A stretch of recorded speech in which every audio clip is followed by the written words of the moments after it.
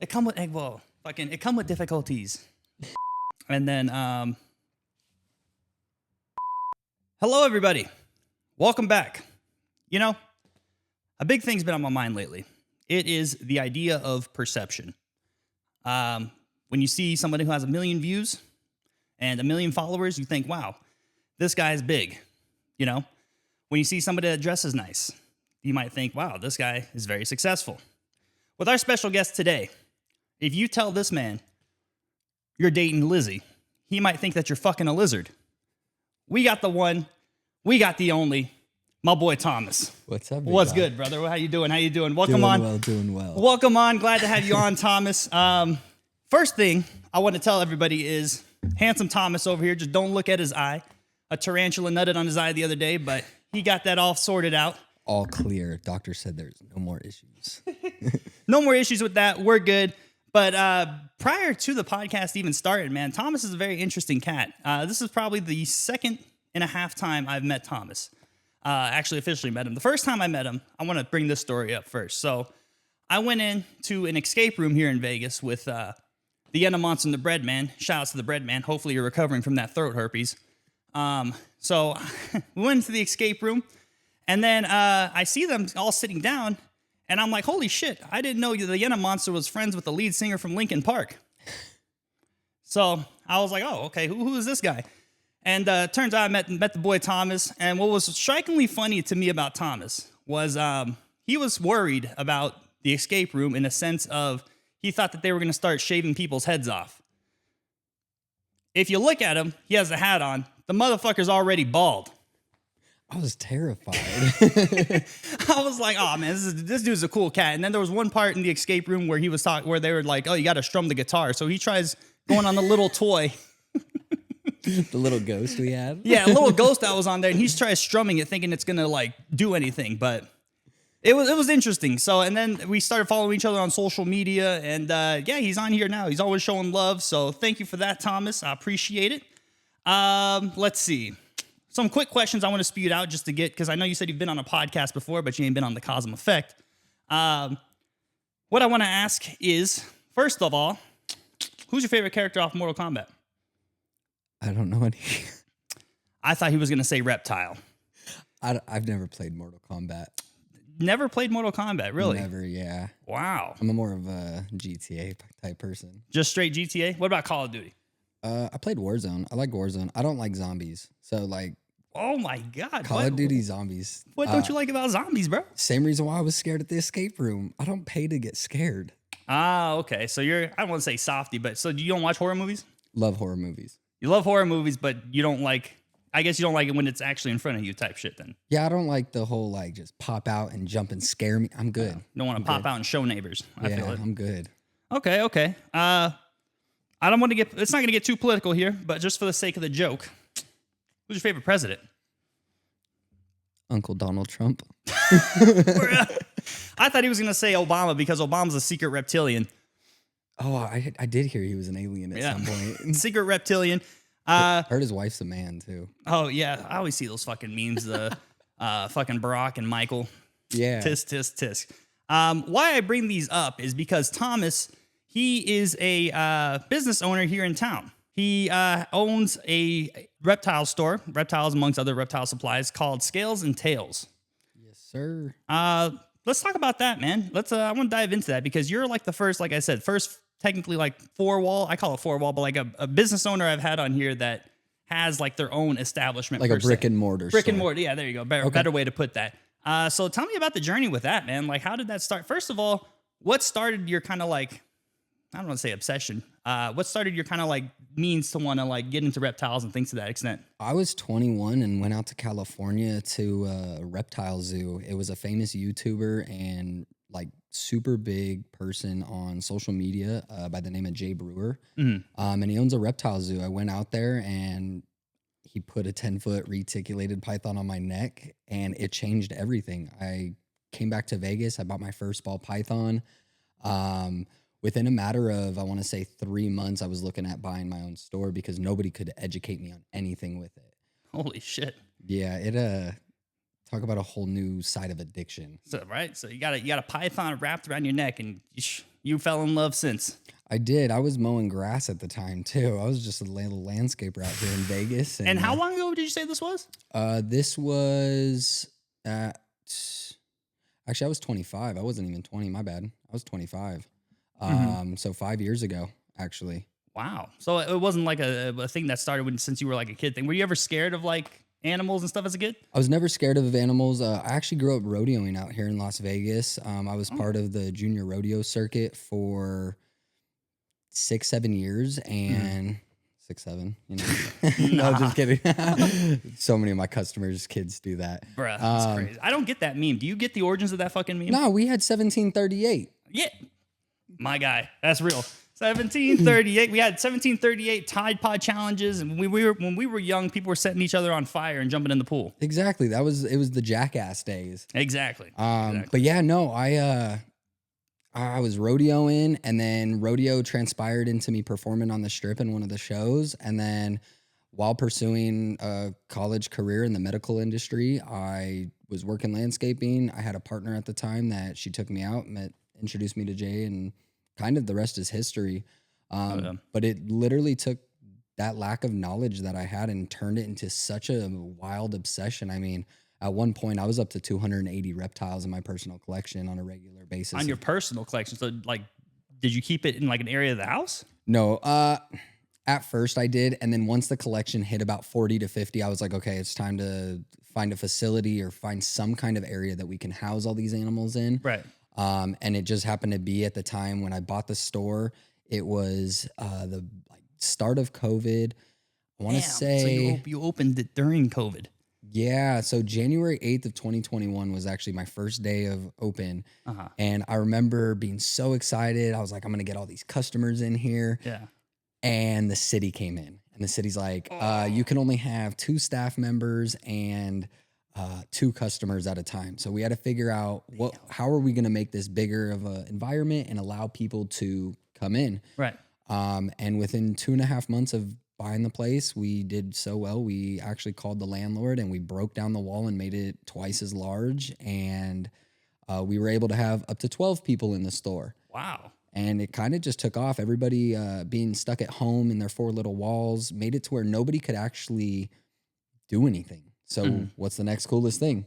Buy some animals. That's crazy, man. Yeah, because you know during the COVID times, you hear a lot of businesses shutting down, but it's like for you, it did the exact opposite. And to me, I feel like that's like such a sort of kind of like a niche liking of those types of animals and stuff like that. Because when I think of people going by animals, I just think of something simple like I go to a Petco to buy a cat or a dog or a fucking beta goldfish or something like that. But with you, it's you get like a variety of people coming in, or like how did it happen in terms of like, was it just organic? People drove by and was like, oh, let's check this out, or were you heavy promoting your business on the internet, or how? No, what was kind of like. I wasn't even really like heavy promoting by any means. What I was doing was we were literally just passing the knowledge. All the shops that were out here in Las Vegas, except for one that ended up closing 2 weeks after I bought because the gentleman passed away. Okay. I got a flood of his customers. And when they realized that all we were pushing was education, and knowledge, it blew up. I mean, people that only had 1 ball python or 1 bearded dragon lizard, it turned into them having 10 animals or 6 animals. Because, I mean, when you have such a easy, well-maintenanced animal, it as long as you do it right, it's going to be one of the easiest things you do. Yeah. But yeah, it was super cool. It was fun. But yeah, we get all walks of life in there. I mean, this is going to sound funny, but you know who Fidel Castro is, right? Oh, yes, of course. So Fidel Castro's great niece actually has shopped with us. That's wild. Did they give you a cigar?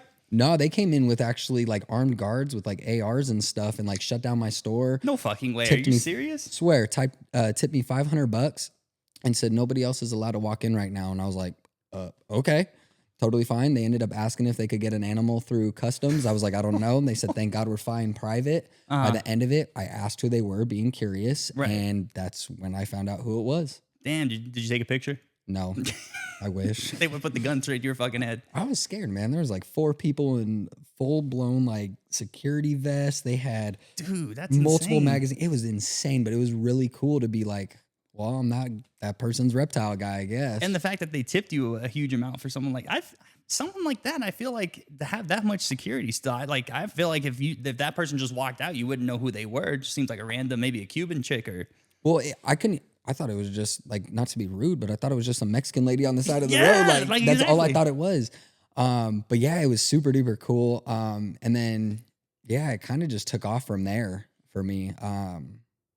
But yeah, we've had quite a few different people come in for a little bit. We had some of the Oakland Raiders before they came and became the Las Vegas Raiders. Yeah. We had some of the Oakland Raiders that were coming in and buying animals occasionally, and I decided, I was like, I want to be the top tier shop. I want to be the best in the business. Shit. Yeah. Hell yeah. And like when you bring people, when you like interview people for your shop and stuff like that, like do you ask them specific questions about the specific animals, get a general knowledge? How does that work, like the hiring process for someone like that? Like say, for example, I don't know, say a viewer out there was like, oh man, I want to fuck with Fidel Castro's granddaughter one day. Let me see if I can work at this shop. Like how's the hiring process for like that? Like what is the bare minimum knowledge that people have to know to work in an establishment like this? Well, so I mean, like if you asked any other shop, they're going to tell you, oh, you need the basic knowledge of reptiles and you need this and you need that. For me, it's, are you a good person? Do you genuinely care about animals? And what kind of animals do you have? Geek out with me for a little bit. Be the hobbyist that I know you are. Yeah. And let me see if we clash, if we work together, what it could be.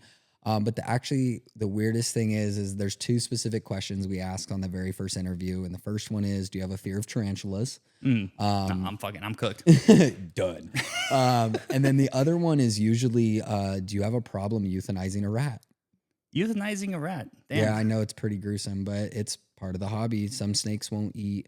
How do they get euthanized? Like how is it? And the only way in Nevada that's legal is actually cervical dislocation. It's basically breaking their spine. In like, a sense, you just grab them and just. No, you have to stun them first. So okay. not to be brutal, but you got to stun them, and then yeah. How do you stun them? I hit them actually on my wrist. Give them an edible? Oh. Yeah, right. Yeah, no. Give them a Valium and say, we'll see you in Right. 5 minutes. No, you have to stun them. So you basically, it sounds bad, but you got to hit them up upside the head with a blunt force object. And then, yeah, you just break it and go. The only downside of it is if you don't do it appropriately, bloody noses left and right. Not from me. I was gonna say, not doing it to yourself. But Yeah. But yeah, it's those are the two main questions we ask, and I actually require all my staff to work for me for free for 2 weeks. Not work for me, but volunteer for 2 weeks for free. Because I want to see your definition of a clean tank. I want to see how you interact with bigger animals. I want to see how you interact with customers, and do you have the common sense that comes with everyday life? And it's a decent amount of people that'll come in and apply. But we'll only interview, maybe out of 20 applicants, I'll only interview 3 people. Wow.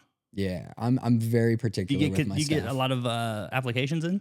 We do. A lot of it's going to be people that work in pet stores like Petco, PetSmart, your big blockchain stores. Right. That kind of just want to get the side of the animal interaction. I mean, you have trying to think. You have the people that'll go in and be like, oh, I work at Petco, but I thought I was going to get to work with the gerbils and the hamsters. And we're like, nah, you got to fucking beat the shit out of rats with your wrist, bro. yeah, right? No. Built different. No, they specialize in kitty litter and cat food, and we specialize in the reptile side. And that's it. You have to be a hobbyist for sure to be there and be a part of it. Which is crazy to hear that you get such, boom in business, because I'll be honest, up until I went to your store, I thought this shit was only through like conventions or something like that. I didn't even know some of the stuff was even legal to have here.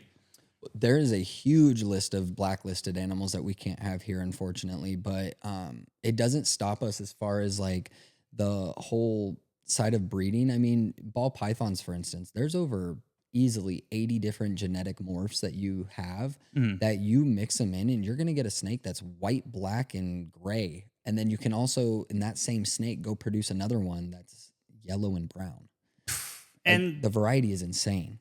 And when you let's talk about how do you get them into your store? Where do they come from? So I deal with 99% of my animals that I get in are wholesale captive bred vendors that I have across the nation, anywhere from Florida, Texas, California. We just got actually a shipment in recently from Washington, so that was pretty cool. Their animals are always super awesome. And then we actually produce a lot of the animals in house.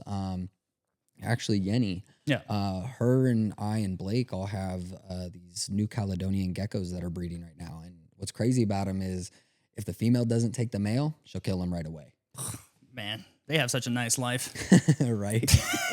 Don't get along, done. All right. Fuck me, man. Oh, that's okay. Okay. And what I want to talk about too, from your perspective, because I don't really know too many people who own their own businesses. So it's very interesting. I want to talk about in the sense of, because I know you were saying how, from what it sounded like, so you took over from somebody who passed away, right?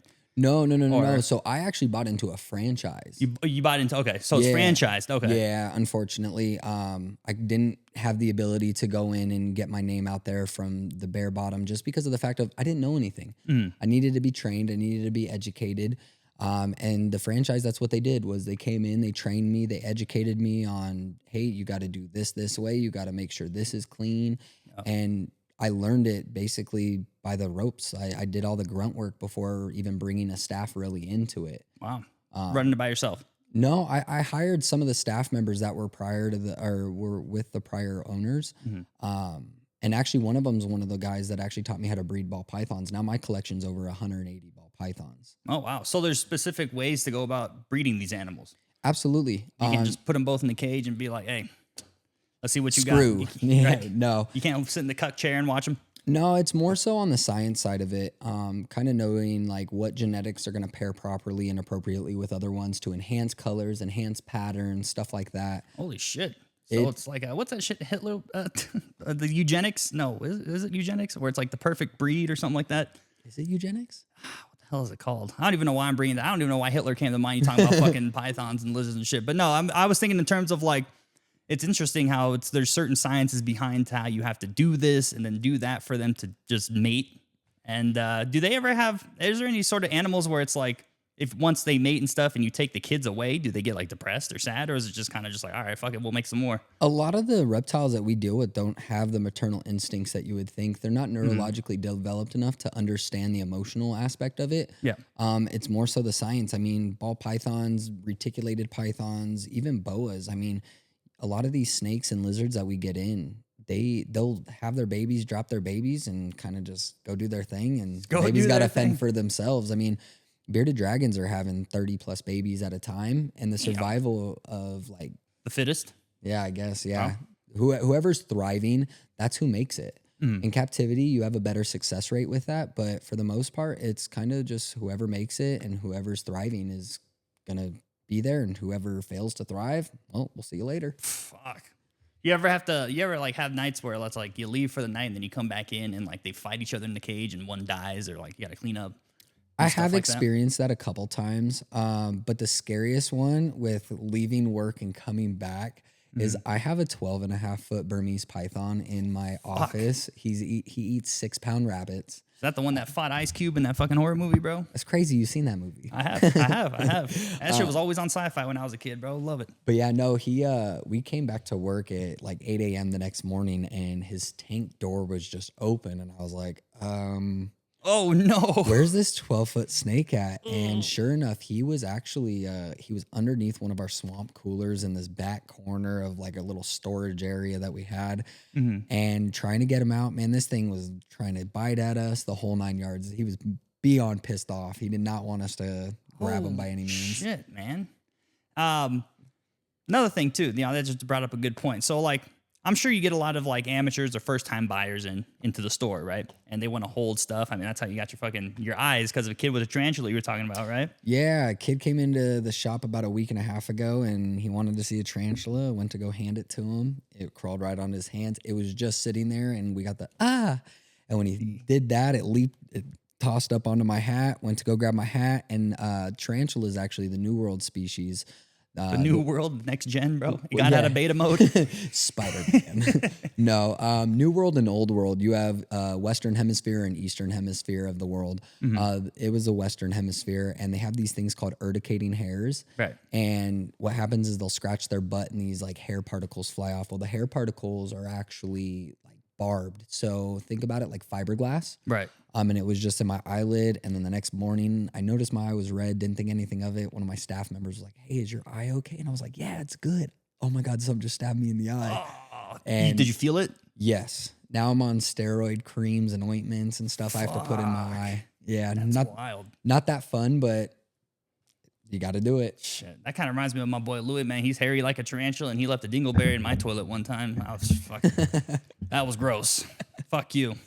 Yeah, we kind of got sidetracked there, but that was all good, all interesting information. I almost feel like you're teaching me the science class I never had, because I had a fucking science class, man. I probably have the science knowledge of like a fucking fourth grader. I hated that class. My worst subject in school. See, I love science. That's what kind of drove me to this, and being so like educational with it with our customers. I mean, I'm not a gatekeeper by any means when it comes to the knowledge. No. And that was a big thing for me, was anytime you'd go to these shops or message these breeders, well, I only do A and B, and they won't give you C that you know is the success key to that. Yeah. And so it's just trial and On error. purpose? Is it because they're trying to gatekeep, like you not trying to run them out of business? Or is it like... I wouldn't say necessarily run us out of business just because or run them out of business, just because of the fact of it's such a large industry, but it's the fact of there's certain secret techniques that'll change everything for you. Wow. Like in terms of like how the breeding works or how they come out, or... I would say more so inside of just the fact of 90% of shops want to be like, oh, go Google it. The problem is you go on Google, you don't live in Las Vegas like I do. Exactly. You don't have the weather that I do. Exactly. All the climate, the heat. Unless Yes, you're in sir. Texas. I don't know. I've been to Texas, and that shit was kind of like here. But That shit's humid though. it is. I don't know. I lived in Austin for a bit, and then I was like, wow, there's no casinos out here. And Need to biggest move back. That's what I'm saying, man. I'm a 10-foot python. I'm trying to go out all night, but then them lights came on at 2 a.m. and I'm like, fuck this bullshit, bro. I am done. Yeah, man. Shit. Fucking python. Get your cowboy boots and move back to Vegas. real. So yeah, back on that topic. So like the amateur people who come in for the first time, is there any kind of like first reptile pet recommendation you would say someone should have before they kind of go into the big leagues and get, a whole collection? Because you can't just get a collection off the start, because I feel like, they'd all die. If I had to walk in, I don't know, let's say a jigsaw trap, and he was like, you have to fucking take care of these tarantulas and all these lizards in 5 days. Nah, that bear trap going off on me, I'm fucked. I'm cooked. Yeah, I would say, so if you're going in like the lizard aspect, we always recommend leopard geckos, bearded dragons, the bread and butter of it. And then on the snakes, it's corn snakes and ball pythons. Do the corn snakes bite? I mean, anything with a mouth can bite. Hello. I'll bite you. Hey, hello, let's go. We got the couch. Like I said, we got the couch.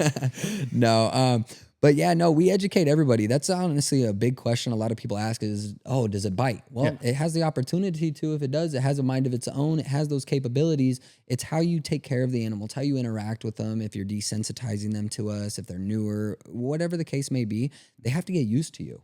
They're not, like I said earlier, they're not neurologically developed enough to have those emotions, but they are neurologically developed enough to understand what's good, what's bad. How to survive. Exactly. How to the survive. survival tactics of their life. Okay.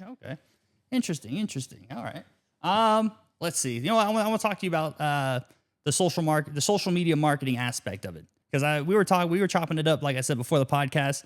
This man told me his entire life story. That shit felt like a 3-part Netflix trilogy, bro. I swear to fucking God, it's wild. Stay for part 2. Right? Exactly. And damn, I lost my train of thought there. What the hell was I talking about? Social media. Oh, the social media. Yeah. Damn, the caffeine kicking. The social media. How has social media helped you a lot within the business, or what's the deal with that? I'm assuming you kind of DM these other breeders across the country through the internet, stuff like that. But in terms of like your own business itself, has somebody come in and been like, oh, I found you through Instagram or whatever have you? Yeah, we get kind of seeked out through Instagram, Facebook, TikTok. You kind of name it, we're there, except for X. Nobody's on X anymore. Yeah, fuck that, bro. Ever since Elon took it over, bro. That's another fucking person I think is a reptilian. I could believe that. He only sleeps like 3 hours a day. I don't understand, man. That's like, I feel like Elon Musk, man, he's the type of autism that's like everyone laughs with him, everyone laughs at him because he's a fucking asshole. There's levels to this shit with the autism. I feel that. But yeah, no, he, not him. whatever. He, him. I don't know those pronouns, bro. 2025. It is what it is. No. So on like Instagram, we really based our Instagram off of like the customers that already come in, use us as a lifeline. If you're up at 12 o'clock at night and something goes wrong, send me a message. Cause if I'm up playing my PlayStation, guess what? I'm going to answer you back just out of curiosity, like out of being generous about it. But Facebook was really big for us for the fact of there's reptile groups on Facebook. There's different organizations and stuff that'll push us. Just kind of in the aspect of, we'll be like, oh, well, if you're in Vegas, go check out this shop. Right. So that's what a big part of it was for me.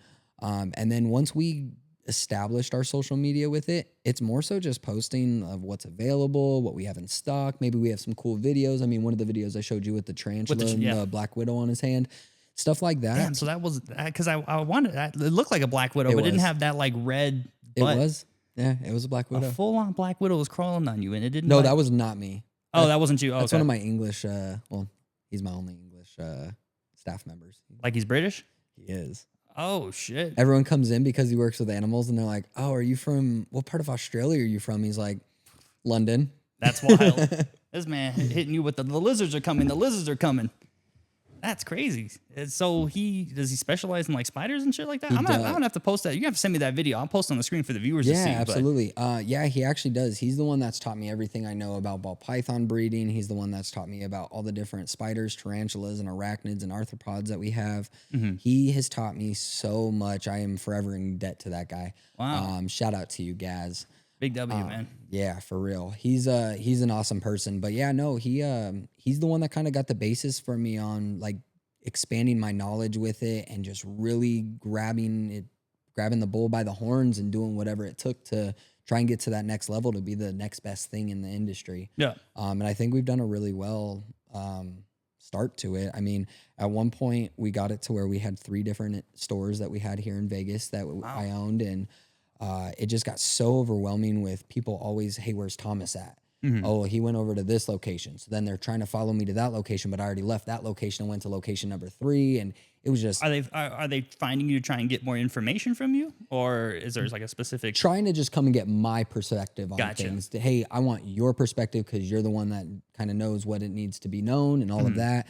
And that's a big part of it, was just kind of really pushing the knowledge and the education on it. And that's where people just wanted to get Thomas's opinion. They didn't just want a staff member's opinion because, oh, you're just another staff member. Right. So, and not saying my staff is that by any means. Yeah, that's really what it was. And yeah, it got so overwhelming. I finally called corporate and I was like, can I sell you guys these other 2 stores back? I just want one location. Yeah. And now we have, in my personal opinion, we have the best location in the Las Vegas Valley. We have customers that'll come in and stay an hour, 2, 3 hours with us and just kind of just hang out and be hobbyists with us. Cause like I said, all my staff are hobbyists. Yeah. So if you go to a comic book collection store and the guy there doesn't collect comic books, that's a red flag for me. Yeah, no, for sure. They're doing it for the love of the game. Exactly. We don't. Which makes sense why they'd probably be more keen to be like the whole thing where you were saying like the whole 2 weeks of non-pay just to see how you clean a tank, how you do this, how you do that. So it's almost like you're hiring the people that live for this shit. That want to be there. Yeah, absolutely. And what's cool is we teach all of our staff how to breed too. I'd rather support my staff, and if they're breeding, I'd rather buy your animals from you than go to some random Joe Schmo online and buy from him. Well, hey, man, you've seen me at the club, man. The fucking huzz scare me away. So if you can teach me how to breed, I'd really appreciate that. That's a whole nother story. That white lady at Lucky Day. Yes. Okay. So, I want to bring that up before I ask you the final thing. So a couple episodes, actually the previous episode that we had DJ Microsize on, I talked about how I went to the club and there was this white girl that kind of eyed me down, but I ran away. Thomas was there that night. Thomas, what the fuck happened? Because I was too drunk. What from your perspective that you see? First off, every time I turned just to look, you had a new drink in your hand, dude. Those Mexican candy shots had you going. Oh, fuck yeah, bro. Anything Mexican. Anything Mexican can fucking tear me through the wall. Whether it be Latinas, alcohol, food, I'm blowing it up. We went to, so we were at Lucky Day, and you and Blake walked back towards the restroom. And as you guys were walking back, there was a white lady in the back, and she's like, oh, where's all the white men at? And Blake's like, I'm married, but James Michael over here is not. This dude comes just storming through right past his lady. He's like, nope, clear tunnel vision straight back to our table. I was wondering why the fuck, because I feel like a sober me wouldn't have missed on the opportunity unless she was kind of weird. I would have totally missed on that opportunity. Oh, okay. So I dodged the bullet? Yeah. Okay. Thank God. Yeah, I would say she might even be like 3 times our age. Oh. Yeah, it was pretty. She looked older. Man, No, they were hyping this shout all out to all the older women out there for sure. All the MILFs, GILFs. Yep. Hey, especially one a python. You know where to go. I do want to talk about, like, you were talking about one point in time you were franchising and then you went back. Did you do what do you see yourself the end all be all goal of what you want to do in this industry? Like what is, you wake up, you get a genie, I don't know, you rub a fucking you rub a golden python from Egypt. Another bald head. Yeah. You rub another bald head that's not yours. And it's like, oh, Thomas, it's a fucking, I don't know, it's a dragon from Dragon Ball Z. You ever watch Dragon Ball Z? No. Fuck. Damn, man. Okay, well, let's just say a genie, bro. Let's say he's a genie. A GTA genie, comes out. There you go.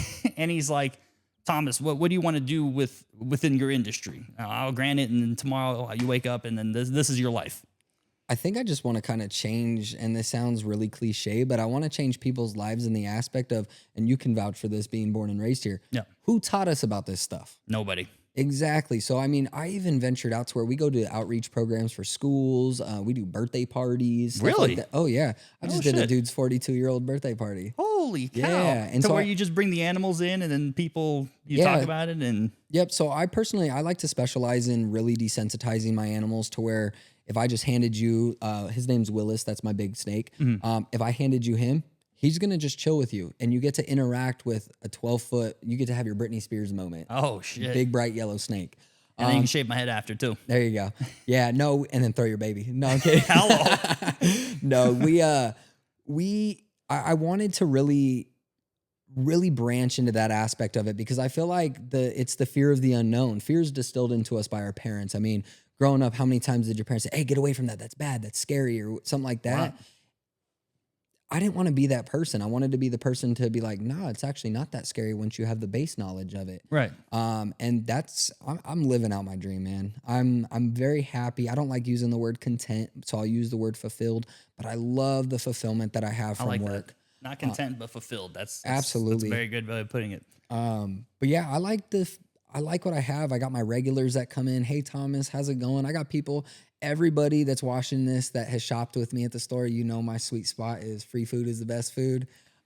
Real. That's right. Real. So people will come in and be like, hey, I need to get my bearded dragon's nails cut. All right, bring me an order of canes. I got you. Damn. Oh, yeah, dude. I love it. You bring me a Coca-Cola and a nice smile, and guess what? I'll educate you till the day's over, pretty much. Wow. And that's really all I really like doing with it. I like being able to geek out with my customers. I like to have that nerdy side of it. And I know I keep saying geek and nerd because that's what we are all at the end of the day. Hey, man, nerds are in, bro. I don't care what the fuck anybody says. I feel what was that movie back in the day? Nerds. Revenge of the Nerds. Oh, Revenge of the Nerds. Yep. Yeah, man. Because it's like you can bully the nerd, but that nerd is gonna be signing your paychecks one fucking day. Yeah, no. But that was all it was. I wanted to be able to push the knowledge that nobody ever pushed on me. I mean, I told you earlier I grew up rodeoing, so this was completely foreign for me. I had the aspect and the knowledge base of horses, cattle, goats, chickens, but I didn't have the cold-blooded side of it. You knew the knowledge of the goats, bro. You were born one. I know, right? Not that. That's crazy. But yeah, no, it was awesome. And I've met some of the most amazing people through it all. I mean, some of my closest friends, Blake and Yenny, I got Elijah, I got Xander, I got all these people that are some of my closest friends nowadays that if you would have talked to me 5-6 years ago, I wouldn't have spoken to these people because it was out of my circle. It was out of my clique. Like It wasn't who I talked to. But it's the fact that we turned an industry and just a reptile shop that was here in Las Vegas and we turned it into a family. Everybody that comes in is welcomed in. I mean, you name it, we're going to spend the same amount of time I'm going to spend with my friends in the shop. I'll spend with some random person that comes in just so they feel the love because recognition's everything. Yeah. And how many people do you know that get recognized on a regular basis? Nobody. Not a lot. Nope. Especially fucking Fidel Castro's great-grand-niece daughter / Cuban cigar, bro. Right. Has it helped you socially? Like, has it helped with your social skills? Have you always been like sort of social, or was it the shop that kind of gave you that extra knowledge to be like, oh, the confidence to be like, I can come up to you and I know this, and that kind of sparks the conversation? Or how'd that go? I actually was a performer on the strip prior to all this. At the age of 14, I got hired at Tournament of Kings, and I was the lead role. I was Prince Christopher. Wow. So I got the experience of interacting with different people and like foreign people, locals, on just kind of a regular basis of just talking to strangers, doing everything my mom told me not to do as a kid. And, and I did. I just didn't get in the van. Don't worry. Oh, yeah. Hope you weren't the driver. Yeah. No, I was not. Oh, okay. Might have been. Unless it was Uber. Yeah. Uber share, bro. Isn't that crazy? We're always told not to get in the vehicle of strangers, and nowadays we pay to get in some stranger's car. I think about that too, because there was one time I thought I was gonna die in a fucking Uber because I was driving the Uber. I was kind of drunk. I wasn't driving the Uber, but I was in the back of the Uber, and this motherfucker's at a red light. Not mind you, black trench coat, fucking older dude. I'm like, oh fuck, bro. Had a cross on, and this dude's starting to pray in front of the fucking hospital. I'm like, dude, is that where you're gonna fucking send me? Do you remember when COVID was a thing and people started putting the like clear plastics in their their whole car and everything? Yeah, COVID was so wild, man. It was such a weird time to live through. But you can. That's a huge flex, though. You can say you started a business that is successful through COVID. I don't think that's a common thing, bro. Like, well, they tried to shut us down for a couple weeks, and I found the loophole of the only places that were open were hospitals, medical places, grocery stores, and pet food supply stores.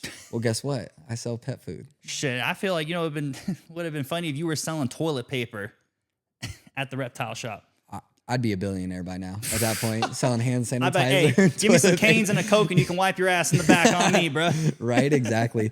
But yeah, no, it was performing on the strip really did it for me. Having to engage with so many different people on a regular basis. And then when I got into the hobby as a hobbyist prior to buying the place, I'd walk through the door and it was just dead quiet. Damn. Crickets chirping, like literally crickets chirping. And I didn't want to be that person. I wanted to be the person that when you walked in the door, I wanted you to know that we noticed you were there. Even if we were helping somebody, hey, we see you. We'll be with you in just a moment. Just give us a couple minutes.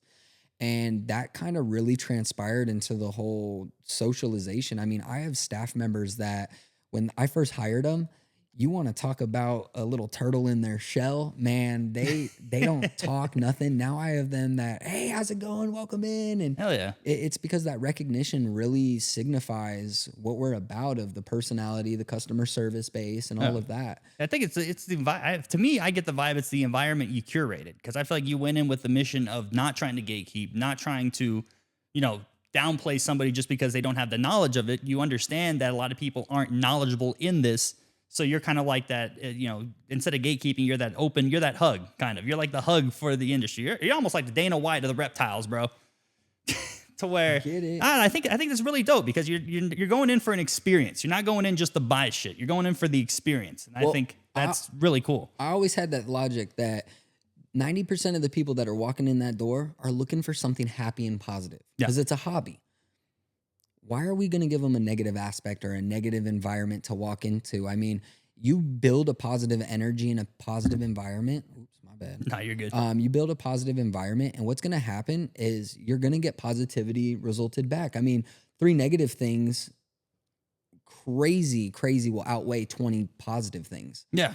So we always try to push that positivity with it. And everything around it just happened to be that I wanted to do something that nobody else was doing. It was something that you heard of in the 90s and the early 2000s, but the 2020s and all this stuff, nobody's... You bringing back communication, bro. You bringing back just social. Trying to bring it back to old school a little bit. Yeah. The old curriculum of be a good person and don't be a dickhead. Just being a normal human fucking being. Yeah.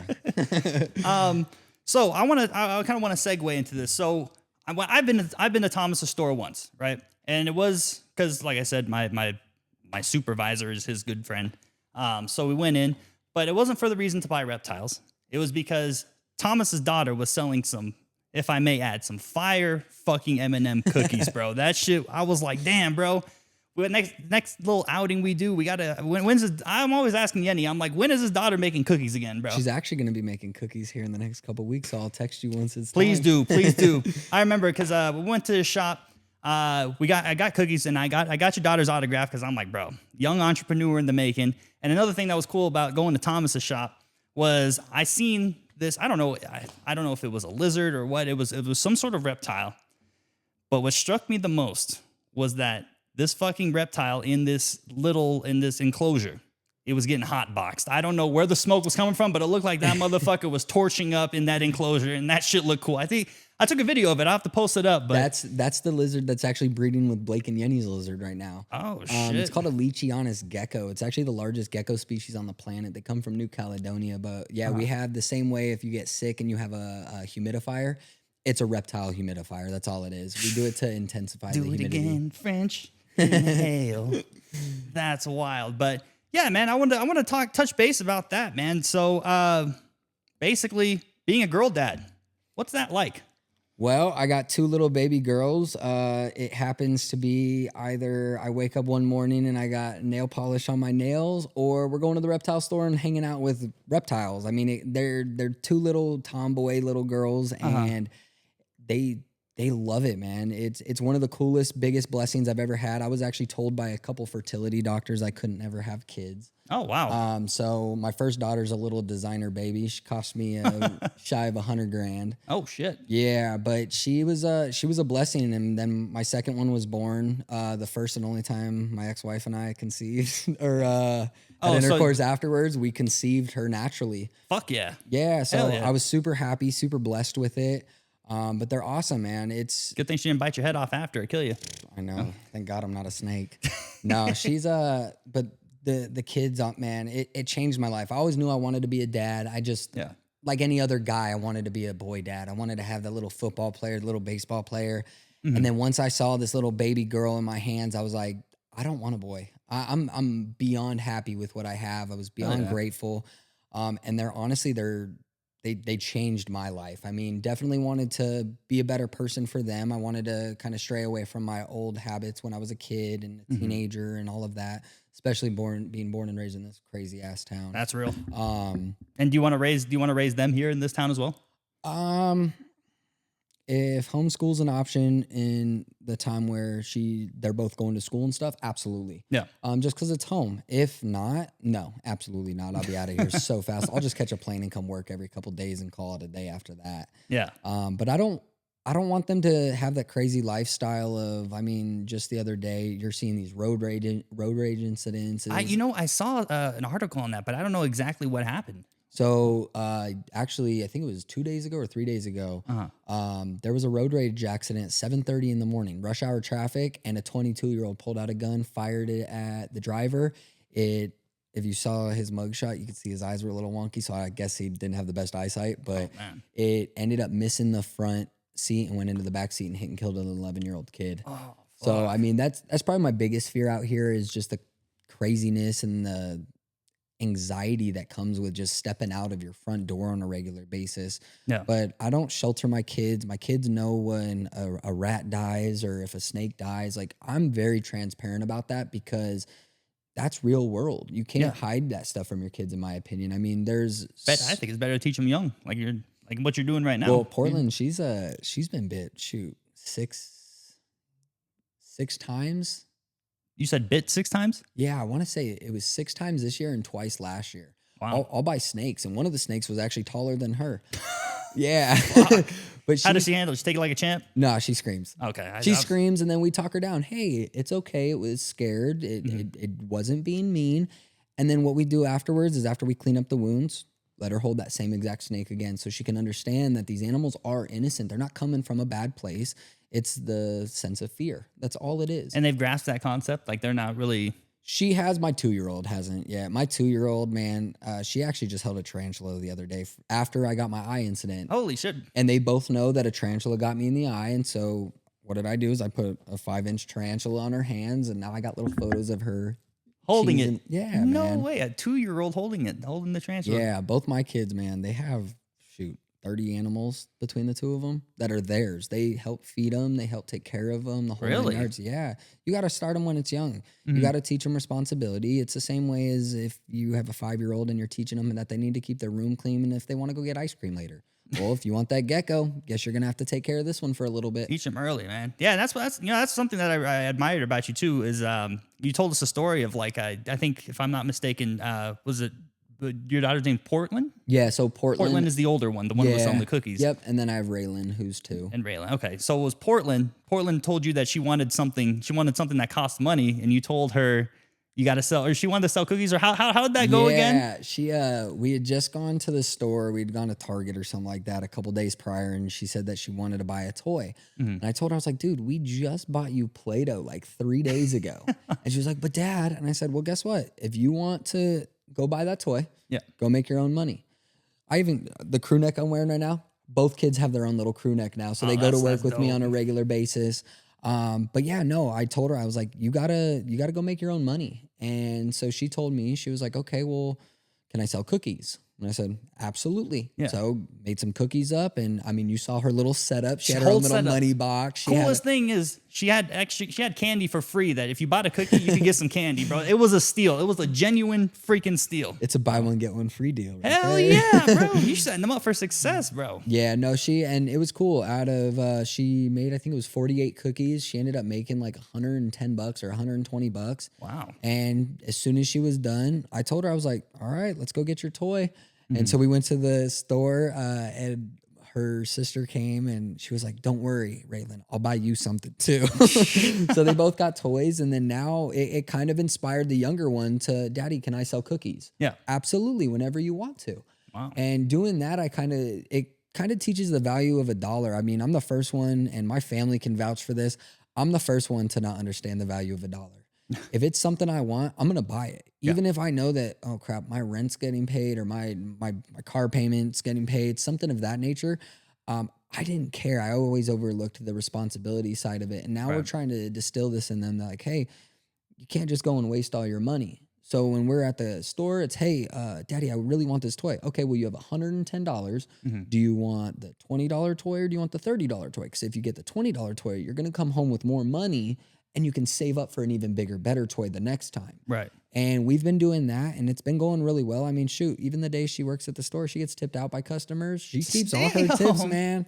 She keeps all her tips. That's what's up. And is she good about like getting the concept of saving money, or is she kind of like? She'll find a penny or something on the floor, and I'm like, oh, you got to go put that in your little jar. You got to go put that dollar bill in your little wallet. Yeah. And we count it out together. We'll sit out on the floor, and she's like, can I count my money? And I'm like, yeah, go right ahead. So we'll sit there and we'll count out the money.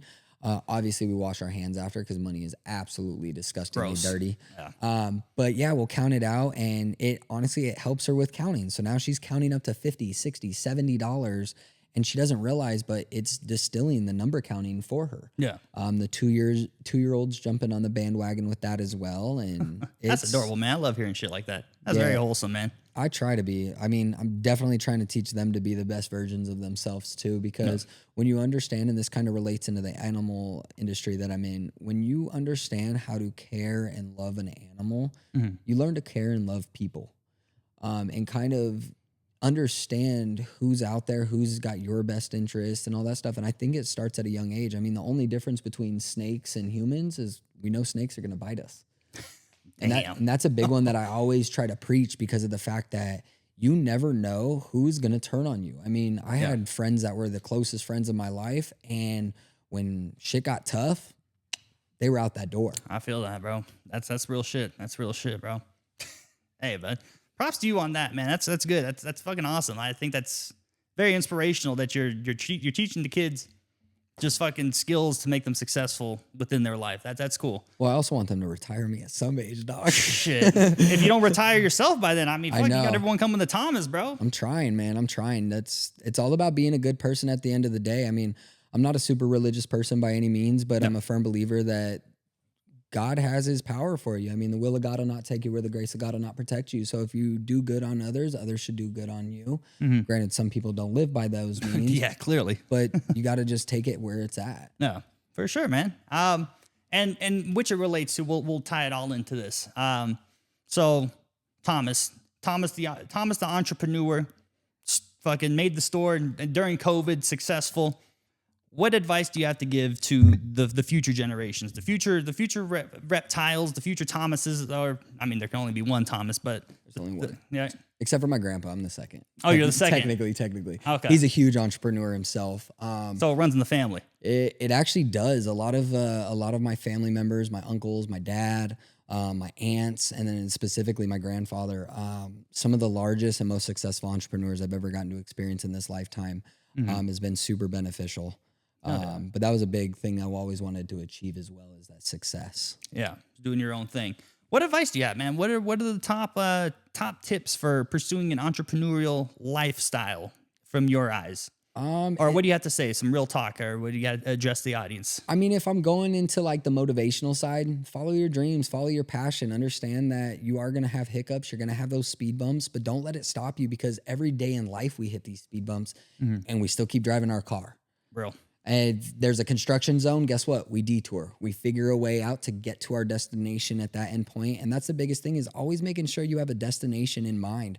You can't just think about a week from now, a month from now. Oh, what's going to happen if I fail in 6 months? 90% of entrepreneurs fail in the first 5 years. No. And I'll be honest with you, I failed pretty heavily over the last year and a half, 2 years has been nothing but failure after failure after failure. And I learned that it wasn't losses that I was facing, it was lessons I was facing. It was giving me the value of $1, giving me that kind of stuff. And it made it to where I was like, okay, I can't accept failure. Yeah. So that's the biggest one I can always say, is don't ever accept failure as a stop sign. Accept it as a yield with caution. And then on the real note, I mean, everybody sees the glory. Everybody sees the chains you're wearing. Everybody sees the nice, oh yeah, go hide that. Everybody sees the nice stuff that you have, the nice animals that I carry in my shop. I mean, even my personal animals. I mean, my reptile collection, man, it's extensive, but it didn't happen overnight. It was one of those things that it took a lot of willpower. Everybody thinks that it's a 9-to-5 job, and it's not. I mean, as soon as we're done recording this, I'm going home and taking the 60 photos and videos we took today, and I'm going to go build my content for social media to try and push the content. And everybody sees that highlighted reel. Nobody sees the blood, sweat, and tears that goes into it. Nobody sees the nights of crying on your partner's shoulder because you don't know if you're going to be able to pay payroll that next day. Fuck. You do whatever the hell it takes, and you can't accept no. That's why I told you, like, my kids were like a huge eye opener, a huge blessing for me, because it made me realize, like, I can't accept no. I got to put food on that table at the end of the day. And even if you live with your mom and dad and you're trying to be an entrepreneur or anything like that, it doesn't matter. They're only going to be able to provide for you for so long until you got to take that step out that front door and be like, okay, well, now it's time to face the real world. Right. And never live above your means. I mean, if you can, get that McDonald's $6 meal every day. Hey, my new thing lately has been the 2 double cheeseburgers. So you get one for $3 something, and then you get the other one for $1. See, I like the $6 meal because it comes with a soda, French fries, a sandwich, and chicken nuggets. Holy shit! All for $6? All for $6. But yeah, it's... Didn't mean to go off topic there. Yeah, no. Shout out to McDonald's. Real. Love that McFlurry. No, but no, for real, it's don't go above your means. That's actually one thing that I did really wrong in the first year and a half of buying the shop was I went out and I bought a house. I bought $100,000 car. I was buying jewelry. I was taking trips. I was doing this. The first 5 years of your entrepreneurship, you should not take a single vacation. Because if your staff sees you take a vacation, they think it's time for them to take a vacation. And that just can't be a thing, especially because of the fact of... Lizard see, lizard do. Exactly. But no, it's just, you got to just stick with it and pursue and don't stop. Just keep going. And as soon as you start feeling like your tank's on empty, get that energy drink. Go and see another day. Real. Yeah. Hell yeah. It's a huge one. It's making sure that you do not accept failure. That's what makes you a successful entrepreneur, in my opinion. And I think that I accepted failure to a certain extent, and I think I had a really setback with it. And I think it kind of set me back in my seat to be like, look, dude, sit down, calm the fuck down. Yeah. And now go ahead and continue. And I mean, a year ago from today, if you would have seen me, dude, I was 20 pounds lighter. Really? Oh, you're already thin as hell. I know. But it was because I couldn't sleep. I couldn't eat because I couldn't figure out stress what. of the business. Yeah. Oh, fuck. That stress is a life killer, man. And you got to find things that bring peace to you. It's really hectic during those times, but the ones that stick with you through the hardest times, value them harder and more than you could ever value anybody, because it shows who the true human is inside of them. Yeah. Pretty much. And that's what I was saying earlier when I was naming off a few of those names. Those are people that literally through my toughest times where, dude, I've seen my accounts hit negative $17,000 and be like, I wouldn't be able to sleep at night, brother. oh, dude, it was bad. And it was just because I was going through it. I was going through the rut of the storm, and I had to basically change my methods of thinking. I had to change my mindset and then go a different route. And I mean, I'm here now. You came out, bro. I came out. And you wouldn't be where you are now without those trials and tribulations. So. Absolutely. They're not losses, they're lessons. Every time that you go through this stuff, it is another lesson. Yeah. It's like fail. I heard this thing, fail is a first attempt in learning. I mean, think about this. Everybody doesn't fail their first time. Mm-hmm. You're going to have people that are going to just get it on their very first try of doing anything.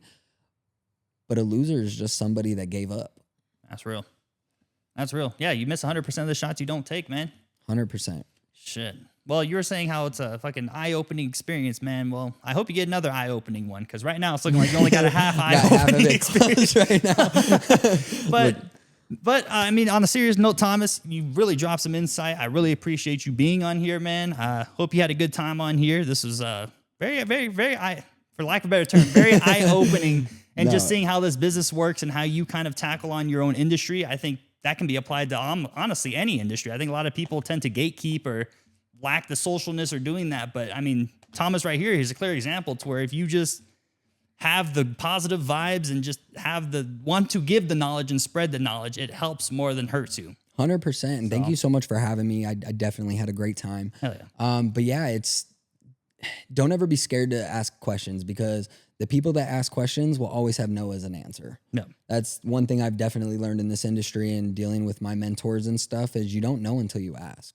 Mm-hmm. Your answer's already no, so why not just ask and look like the fool? If it ends up being a fool, hey, at least you know the answer outside of the gate. And if you get what you were perceiving to get, then hey, you're already ahead of the game. That's real. That is real. I want to end off on one final note, Thomas. I've heard this saying throughout my entire life. I want to know if it's actually physically possible. Okay. I'm scared. Can you really drain a lizard? So in our term, we call it milking, in a sense. No, I'm just kidding. I'm just kidding. Okay. No, you can drain.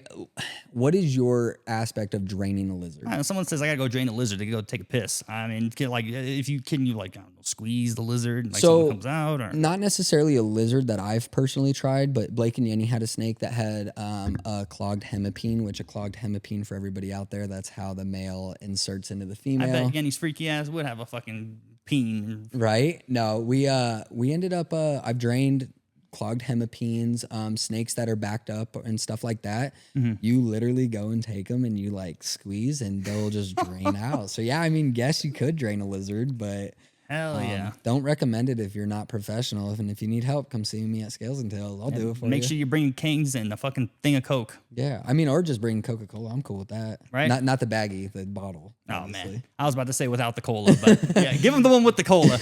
Right. All right, Thomas. Well.